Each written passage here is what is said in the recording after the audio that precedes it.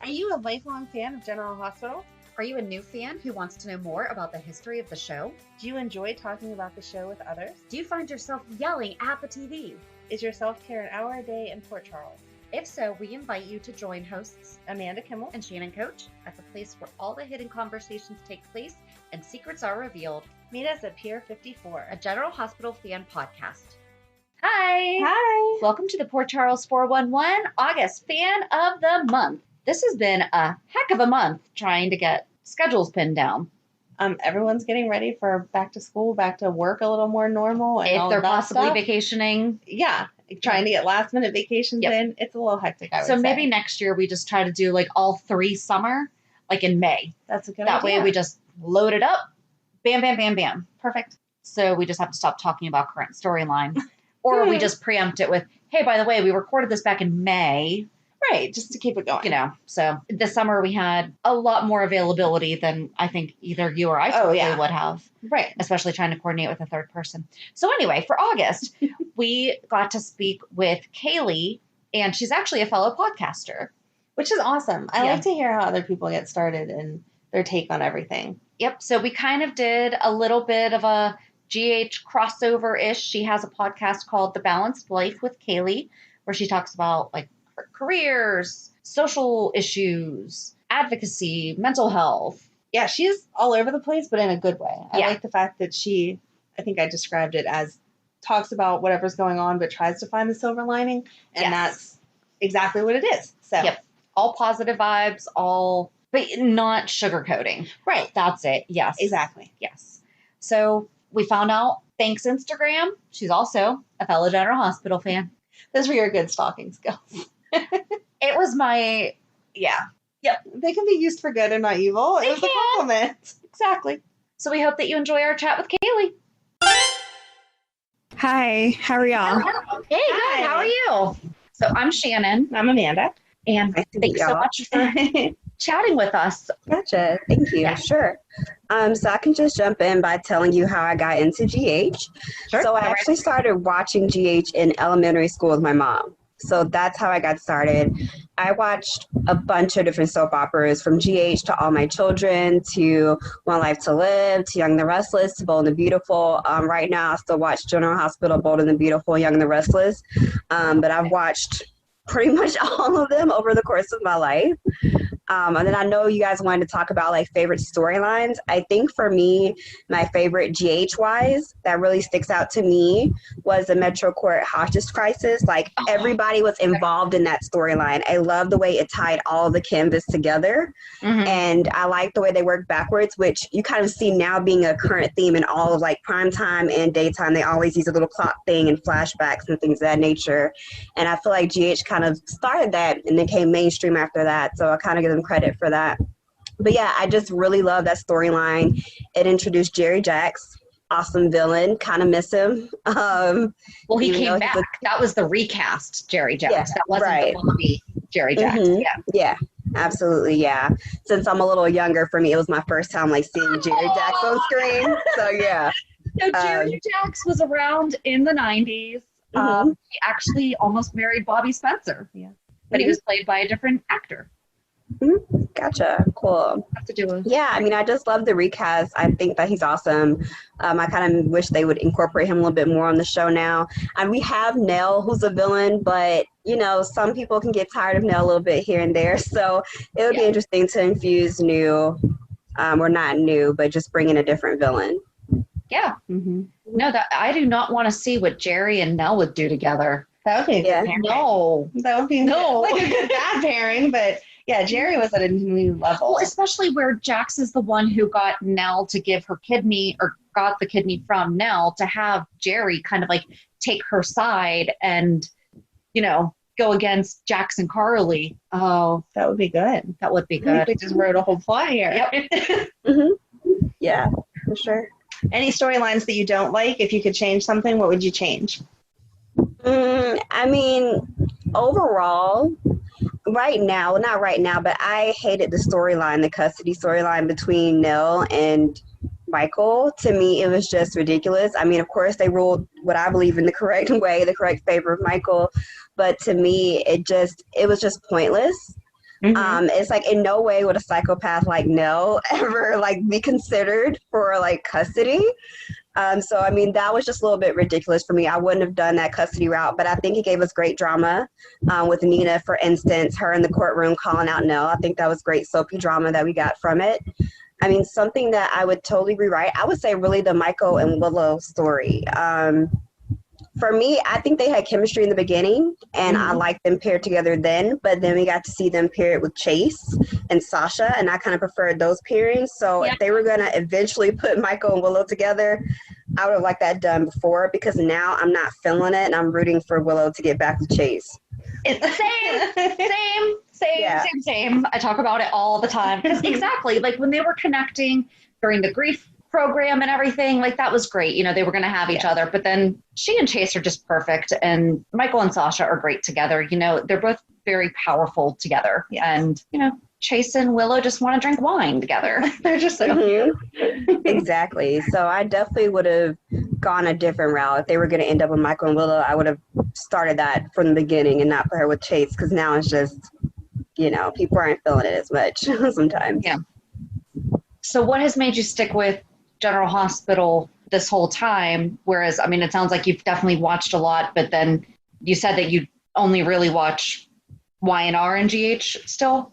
Yeah, those are my two ones. I just came back to Bold and Beautiful after about a 2-year hiatus because I was tired of the whole Steffi Liam thing. So I kind of went away during when Steffi was pregnant with Liam's baby. So I came back to that recently, but I've stuck with GH and Y&R. And I mean, really, I think some people there have their opinions in terms of the core four, Carly, Sunny, Jason, and Sam. But I feel like for me, they're like my main attraction. I would say they have made me stick with the show. But I think it's a great ensemble cast. There's different characters that I've always loved.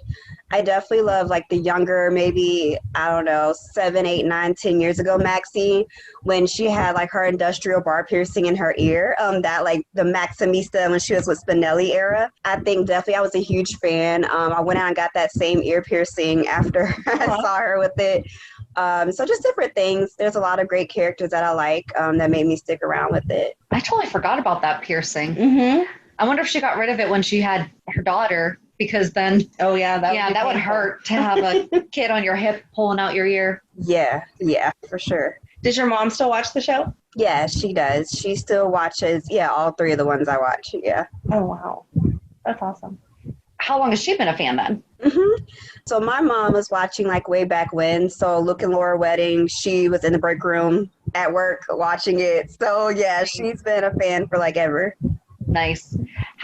Do you know her feelings on the way that the show has changed? Because like I know my grandma and I used to talk about it all the time before she passed away. And she's like, here's how it used to be. Here's how it is now. And I mean, she loved how it evolved. But, you know, there were times where she's like, okay, so back in the 70s, this is what happened. And I feel like we're starting to get there because like we just said about Jerry Jacks, you know, like there was a whole other Jerry before what you know. So have you been able to learn any of that stuff from her?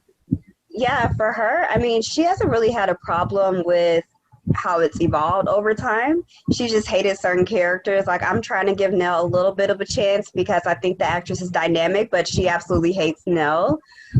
She told me that if Nell, like I'm a little bit behind, I'm going to be honest. Okay. So I'm at the part where Nell is thinking about kidnapping Wiley, and she was like, you know, she's behind too. So she's like, if that happens, like I'm not going to watch. Just tell me, you know, what happens with that. So she really hates Nell. I would say that's the biggest thing. Otherwise, she hasn't really had a problem with how it's transitioned over the years. I mean, just general things, like as a long-term watcher, you see the same storylines kind of over and over again. You know, like cussy storylines, who's the daddy, different things of that nature. I guess sometimes can get repetitive for her that she'll disagree with. But other than that, she's cool with how it's been. And I don't know. So I've never really watched any other soap operas, but Amanda has. So like, I don't know, like, are there the legacy characters on other shows the way that General Hospital has, like Monica, Scotty, Lucy, you know, Kevin, Laura, all of them. And those are the families that you hear GH talking about now, like the Buchanans and the Chancellors and all that. Those were the main staples of the other two soaps. Gotcha. Yeah. See, they all have their power families that rule the world. Yep. So. Yeah, definitely. Young and the Restless has like Victor and Nikki, and then Bold and the Beautiful. the Forresters and the Logans kind of have that title on Bold and the Beautiful as the reigning family. Brooke Logan is like the storyline, the main, like the OG. So yeah, they all have their core people and legacy characters for sure. Is Liam on Y&R the original Dylan on General Hospital? Is that Scott Clifton? Yeah, he's on Bold and the Beautiful as Liam. Yeah.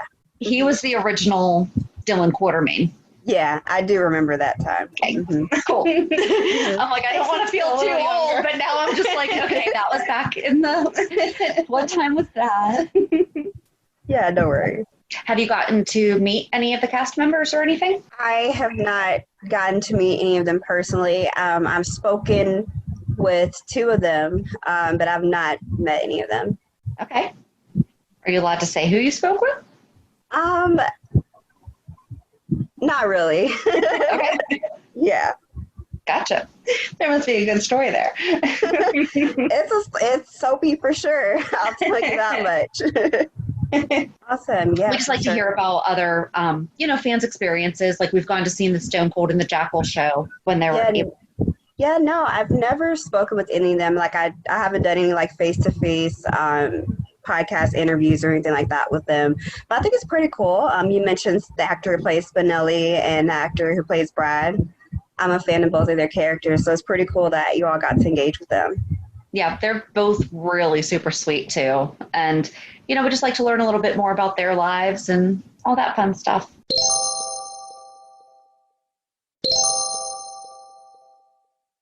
What do you think's been the most ridiculous storyline, I guess, other than the ridiculous could be the custody, but that's just one that I think everybody would rewrite to at least be only 2 weeks long, and not 10 months. The most ridiculous, I would say, just off the top of my head, was the pickled Lila relish storyline. Okay. I would say that's the most ridiculous thing that's ever happened as a storyline, and how that was a thing. Yeah. That was interesting.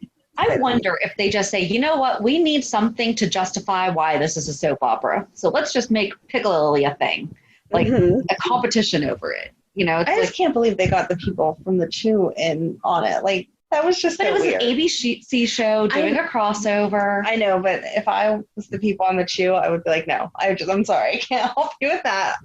It's just too ridiculous. Sorry. But if they didn't, that there would have been another show offering too that would have been like, sure, get us on General Hospital. Yeah. So. Do you guys remember the episode where Maxie interviewed Colonel Sanders? Oh my gosh, yes. We have talked about that so many times. That was awful. Yes. That was, and it was for National Fried Chicken Day, which we then said, so they should have catered Lila's kids and had George Hamilton as Colonel Sanders come and talk to the kids and maybe give a little bit of his history because, Colonel Sanders didn't start cooking chicken until he was in his 60s. So teach the kids about perseverance and give the kids chicken. You don't need to say that you're friends with Maxie and you're going to give them the top secret recipe to give to Lulu, who's just going to put on the front of the Invader. Right. So. Right. It's no longer a secret. Yeah.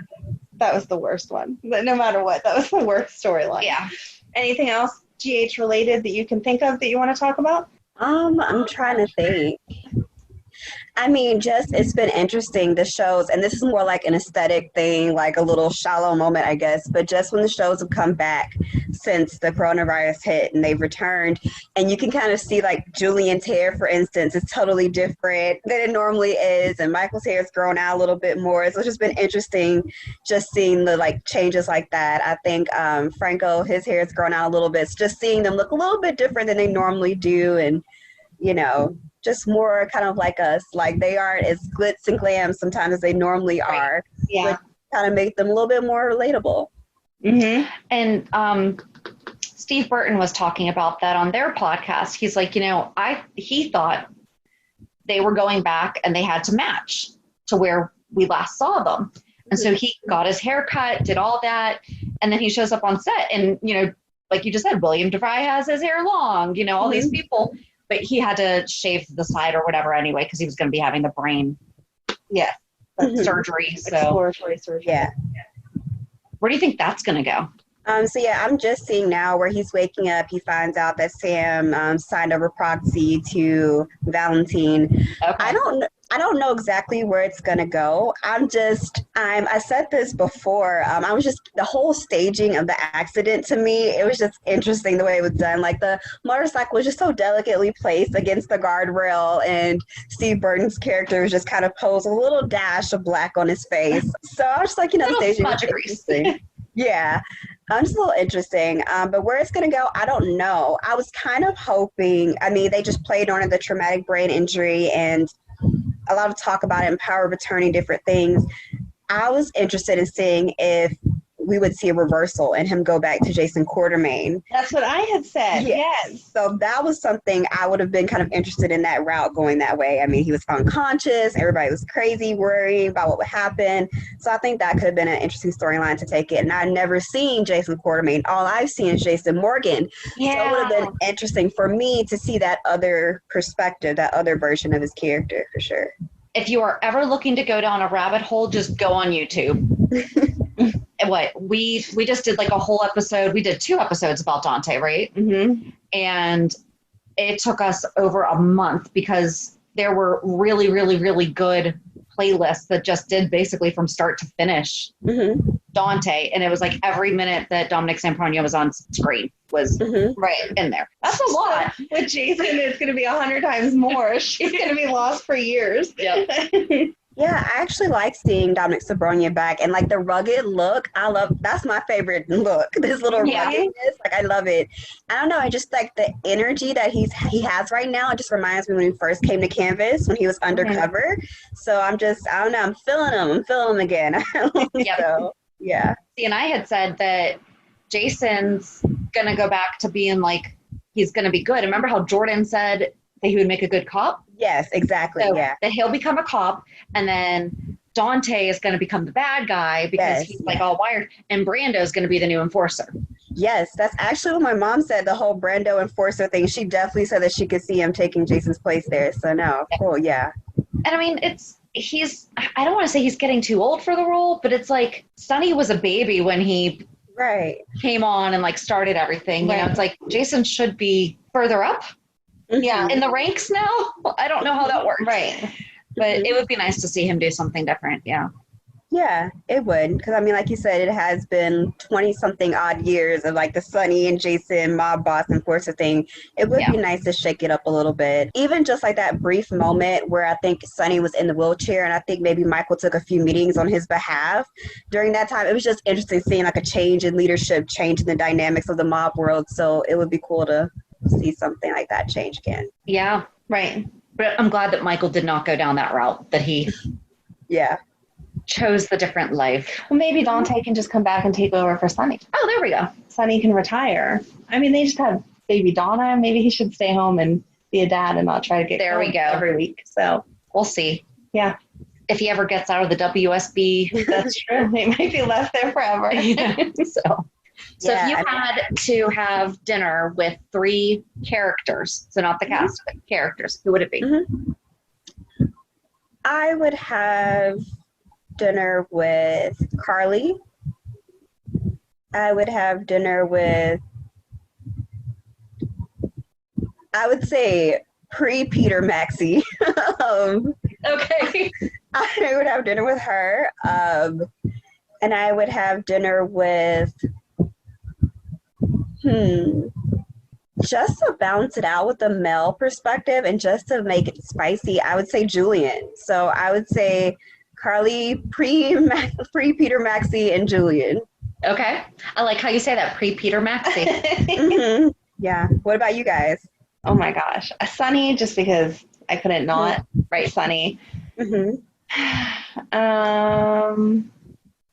would have used to have said Sam, but now she's boring. She needs to find something to do with her time that's a little more interesting. I agree. Oh, Epiphany. I would love to sit with Epiphany. Oh, my that God. would be a good one. She would be amazing. And then a third? Oh, geez. I know yours is going to be Finn.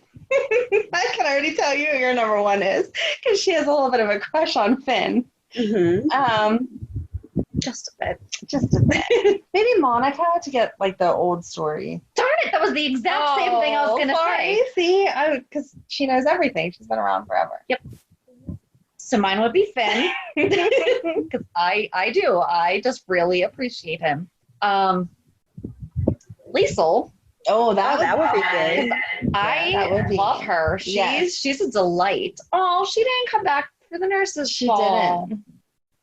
Oh, sorry, you haven't watched yet. Oh, it's okay. I know the nurses' ball is a thing, so no worries. You stole my Monica. I mean, Lucy. Lucy would be fun. Yeah. Then you get all the dirt. Yes. Or Tracy. We'll go with Lucy because she's on right now. So. Yeah. Yeah. I like those choices. Thanks. We should all have dinner together with all of them. Exactly. That would work. That works. So what do you do? Tell us a little bit about you. You know, we know that you have a podcast, which, you know, we'd love to hear a little bit more about, but, you know, anything that you want to share? Yeah, sure. I mean, just speaking to the podcast itself, so it was just born out of a place of self-reflection and just a journey throughout my life. It was just born out of feeling silence for my life, so I decided to use my voice and speak up. So I use my podcast as a platform for social issues. I use it as a platform to uplift fellow creatives.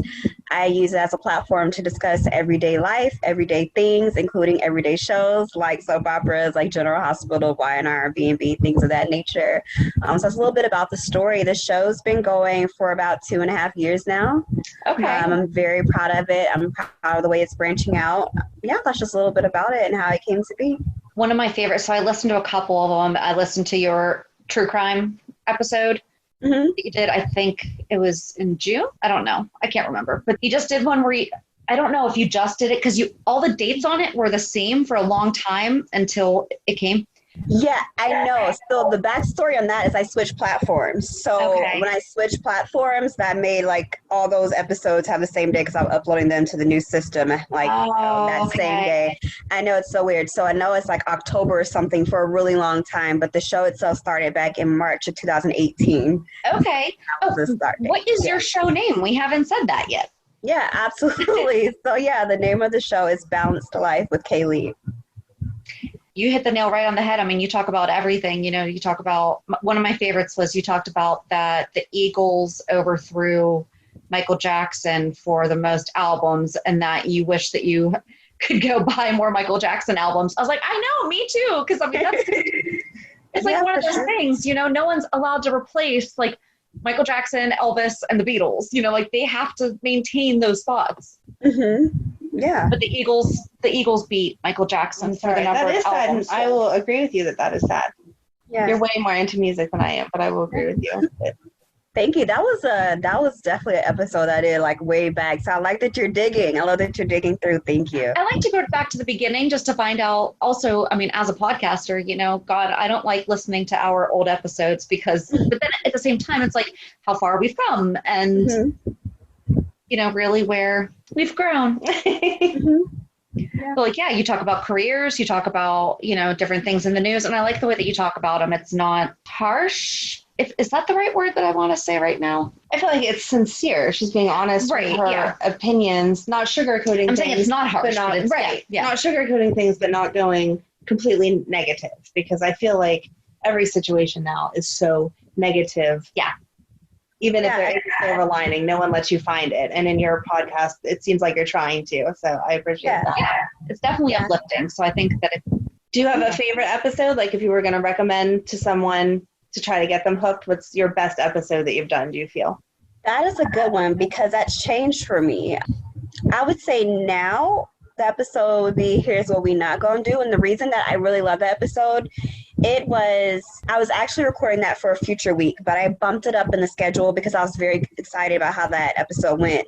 It went in a totally different direction. So that episode was focused on the environment, climate change, and advocating for that issue. And I was speaking with someone who works on that on the front lines and just environmental justice. And so I just felt like we had a great conversation, great dialogue. It was supposed to be a 15 to 30 minute conversation that turned into an hour and 15. And it was just kind of like, let's keep going. It doesn't matter. Like, we don't care. Like, it was just such a great episode for that. I discussed things on my own in different segments of that episode, but just that dialogue that I had and the work that she's doing, I just truly appreciate. I think we had a great conversation. People can really learn from it more about environment and all the issues that are going on and how we can do better, just different things. So I think that would be my favorite, but it's changed. Before that, I would have said it was the surviving episode, which I did based upon the documentary that aired Surviving R. Kelly and just tackling sexual abuse. So spoke with the doctor for that and just kind of tackling that from, you know, that perspective of a doctor about what victims and survivors may go through and experience. And then before that, I would say it was an episode where I interviewed a web series creator and just hearing her journey about creating a whole show and just the inspiration behind that. So it's just been a different, like you said, like just looking at how far you've come. So different as it progresses, my journey goes on. There's just different points that I can point to as my favorite episodes. But I would say that one about the environment was probably my favorite most recently.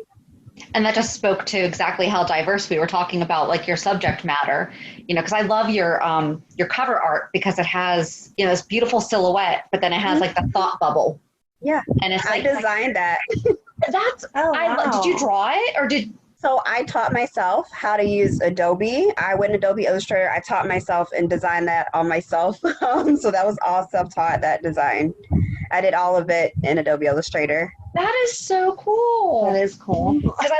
So the thing that I loved was all the words that were in the thought bubble, because that's pretty much everything that I want to say most women, because I mean, it's been scientifically proven that we actually do think more than guys. Right. Like, I'm not trying to say that but no male bashing. Everything that it explains why, you know, I'm just sitting here watching a movie with my husband and suddenly I say something and he's like, where did that come from? And it's like that thought bubble, because, you know, I'm thinking about the family, this, that, and the other thing, you know, and you do a good job of, you know, marrying all of that together. Thank you. Yeah. I mean, I try to, like, you know, not to be like pun intended, but I try to keep a nice balance of things. Yep. And like the fun fact is I'm a Libra, so that's another reason where the name comes from, and the reason that there's a Libra sign on the logo. But yeah, and I mean, just I want to tackle just those everyday points of life, just so many different things, because we are multifaceted people. Just even myself, I have a background in various areas, background like academically speaking in political science and pre-law and a little bit of law. I have background in sociology and psychology, so just different perspective, different things. I love incorporating that. You know, I did not, and I know my astrological signs, and I did not pick up on that. I just pulled it up because I'm like, wait, that's the Libra sign. Yeah. That's awesome. I love it. And that's awesome that you made it yourself. That's even better. Take credit for it. Yeah. I mean, besides teaching yourself how to use the program, that's mine. Yeah. That's awesome. Yeah. And it says that you positively address the aspects of our everyday lives, critically address social issues, advocates for mental health, and shine a light on upcoming and established creatives. I love it. Thank you. Okay. I'm so glad, because the way that we got connected was you commented on, I think it was a Jason Thompson. And you said something. I was like, wait, let's talk. Yeah, just for sure. Hearing about how other people, because your podcast, like you do like a bonus episode, like every couple weeks. Yes. Like, yeah, you talk about it because it's part of your life. And I was like, wait, I got to see what you're doing. And then I saw mental health and I saw all this. I was like, okay, I need to talk to this girl. Thank you. Yeah, for sure. Yeah, I love him. I mean, I loved him as Patrick Jake, but I also love him on Young and the Restless as Billy. So I would definitely, like, you guys mentioned who I've spoken with. I would love to speak with him one day. Like, I haven't, but I would love to. So with your background, like, what do you do if you want to share? You don't have to, but like, what do you do full time? You said that you also work full time. I mean, people obviously can make a full time for their podcast, but yeah, so I'm in talent acquisition. So that's my realm, HR, which again, I mean, just like I mentioned, I initially went to college, got a degree in political science pre-law. I went to law school, but then I was like, yeah, this is not what I want to do with my life. So then I switched and got my master's in sociology, which was my minor in undergrad. So just kind of going back to what I love and doing what I love to do, studying what I love. And then like right now I'm enrolled on getting my second master's in psychology.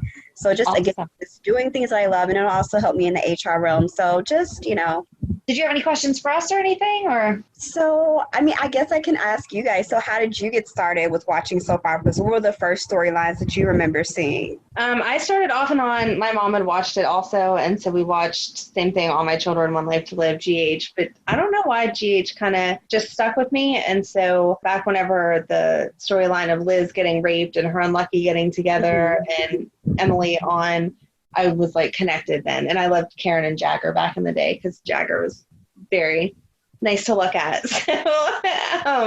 So I've just watched it. I've missed a year here or there having kids getting involved in life, but for the most part, yeah, it's been since I was like 14. Oh my God, that's so long. So yeah. And I'm kind of the same. I mean, it was just, I know my mom watched it growing up, and I know that when Luke and Laura got married, they had just gotten married. My parents had just got married, and they didn't have a TV. And my mom was like, you are getting me a TV because I'm not missing Luke and Laura's wedding. So she got her TV. And then, just in middle school, a friend of mine's mom would watch it. So we would kind of catch the end of it right after school. And then in high school, I got home in time. So I was able to develop my own love. And same thing, back before DVRs, we couldn't necessarily always get the VCR to work and tape it. So, missed some episodes here and there. But for the most part, just kind of, I watched Days like a couple times, but I could never really get into it. So I don't know why I've never tried to get into any other, I don't know. Yeah, I think for me, if I could go back in time, I think some storylines that I would want to see live as they were happening in real time would be the Luke and Laura wedding. I would have wanted to see the Robin and Stone storyline in real time. As you mentioned, I would like to see the Elizabeth rape storyline with her getting with Lucky. That's something that I wanted to see in real time. So if I had to say 3, like those would be just 3. Just thinking to myself, if you guys are just naming things that you've seen and your background. I like that.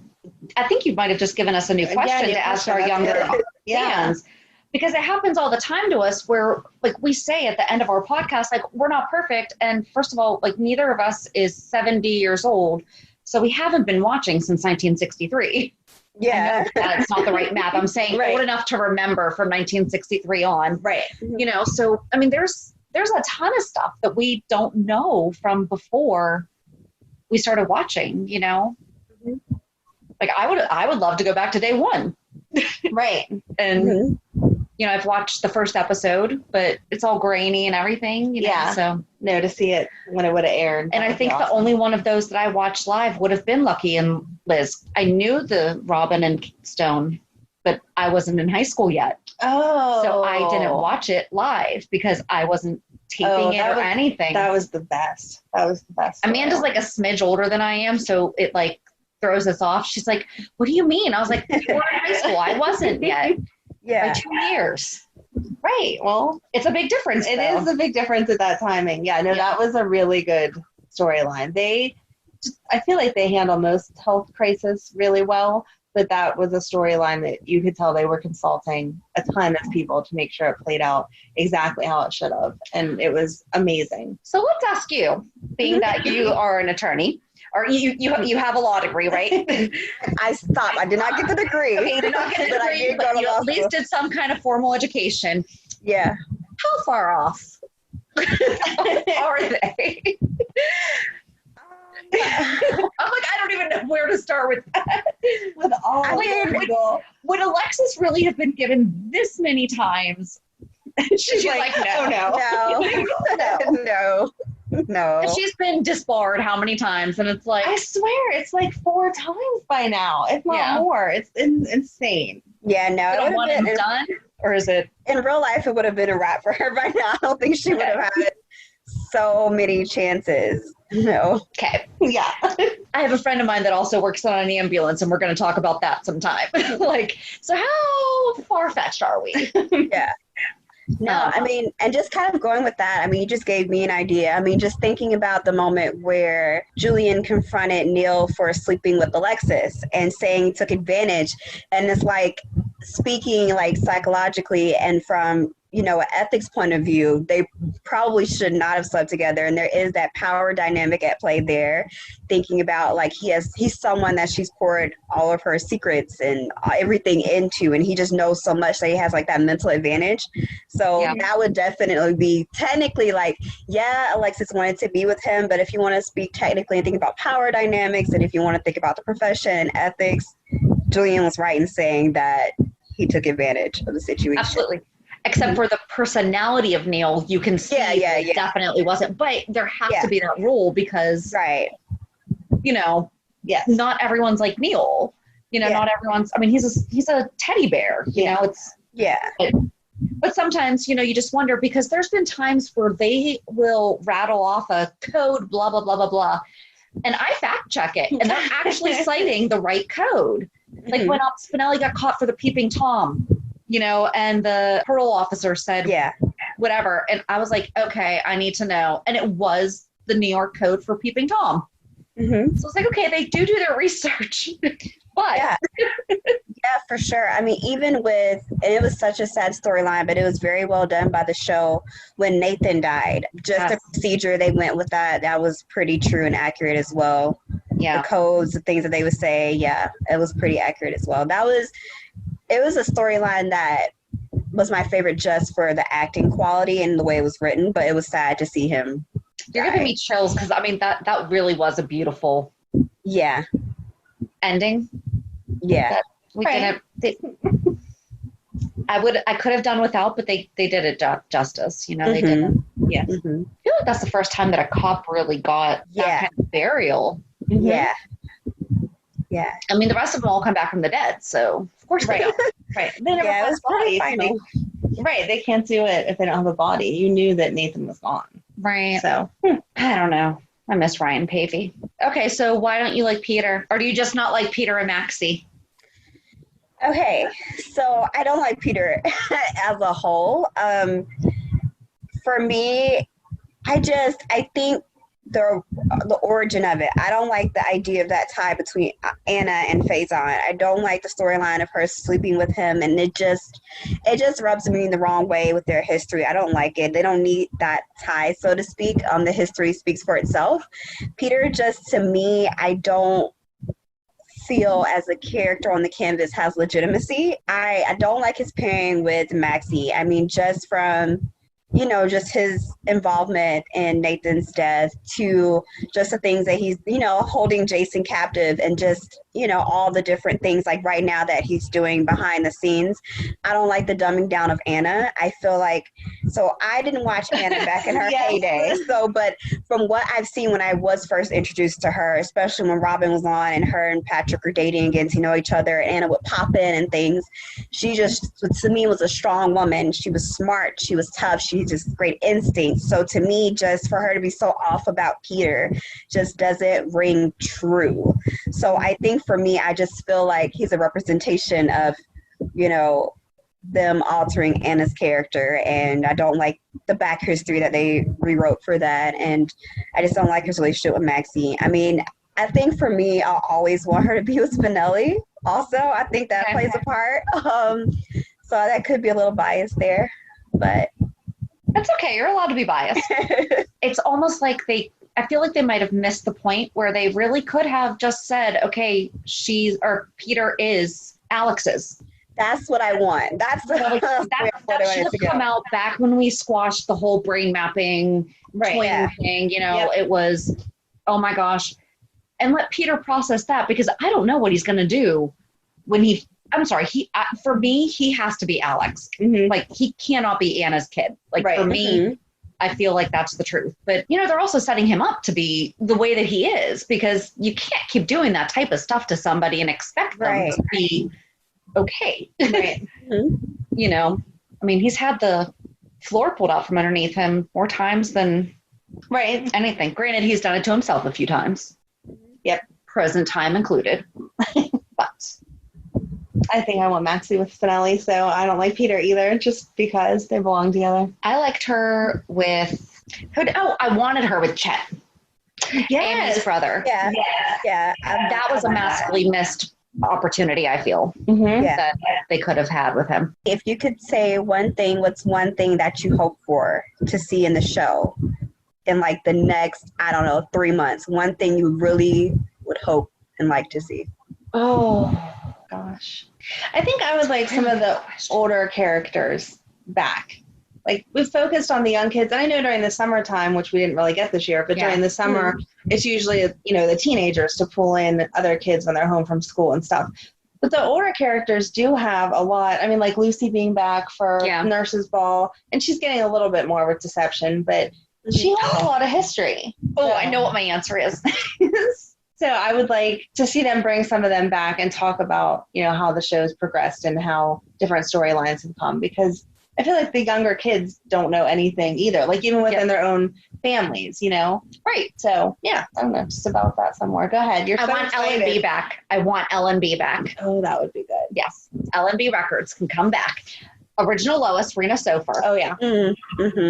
Yeah. Yes. What about you? For me, just kind of branching off something that was said earlier, I would like to see maybe Jason step away as enforcer for a little bit, and I would like to see someone else in his place like Brando, just a big shakeup with the mob world in that sense. And I also would just like to see Cyrus Renaud. I think he's already like a major player, but I would just really like to see him give Sonny a true run for his money, like to the point, like, in the end Sonny's gonna win, but I want it to be to the point where you're like questioning it, even though that it's just like so good, so written, that Cyrus is just such a powerful man that you're questioning if Sonny will be able to win this time.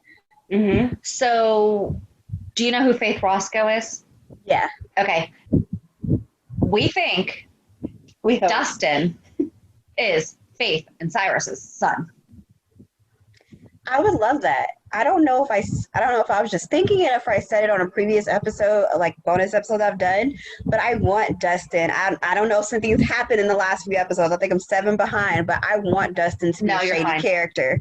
Like, I want there to be some like shady background to him. So that would be cool.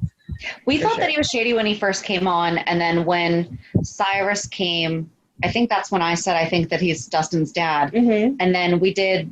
How did Faith come up? Oh, it was because they were showing like the older episode. Was it because no? But you brought up, what if it's the two of them? Didn't it come up whenever we were talking about Sonny? Like we did Sonny's.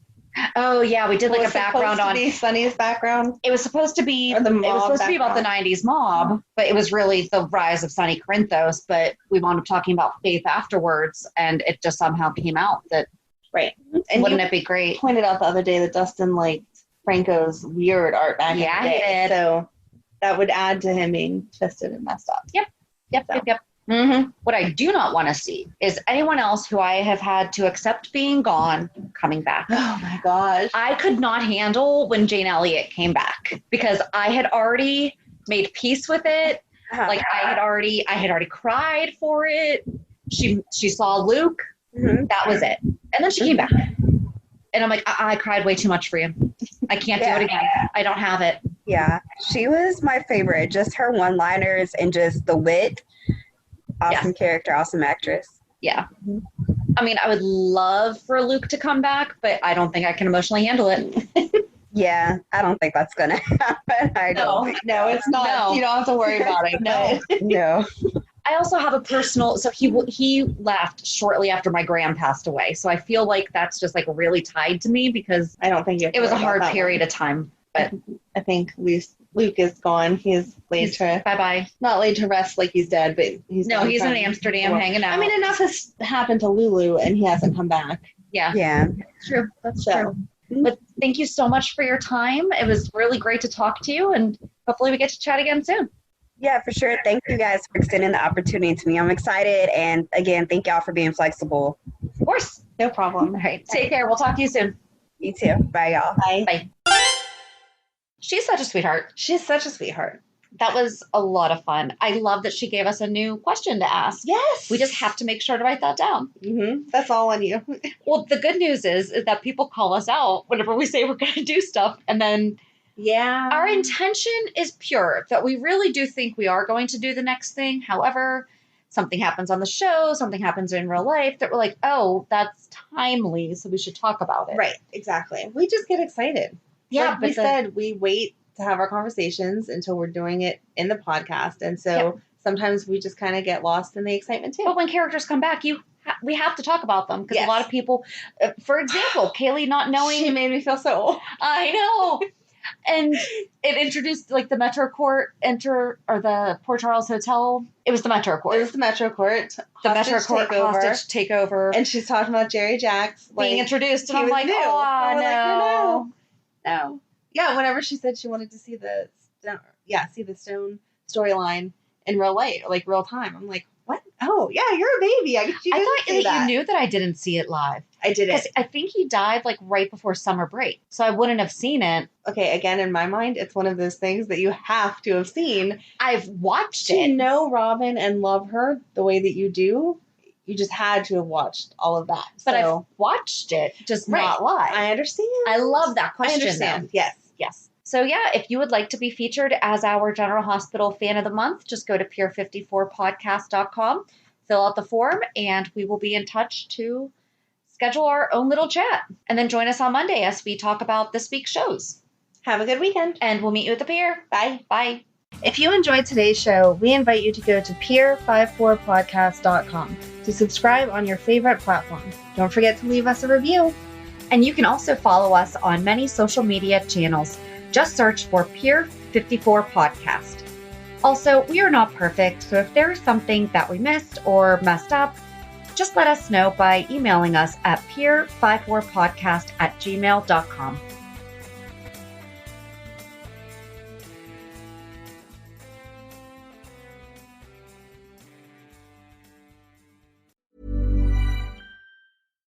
Pay attention. The ferry leaves at 10 a.m. Roads are busy. Great. Dad, pack the boot. Suitcases, Tetris style. Yeah. Rosie, got your teddy? Uh-huh. No going back this time. Honey, how's the car? Windows clean, car wax, carpets. I meant the tyres. Oh, sorted them at Quick Fit last week. Brilliant. If things go to plan, it'll be smooth sailing.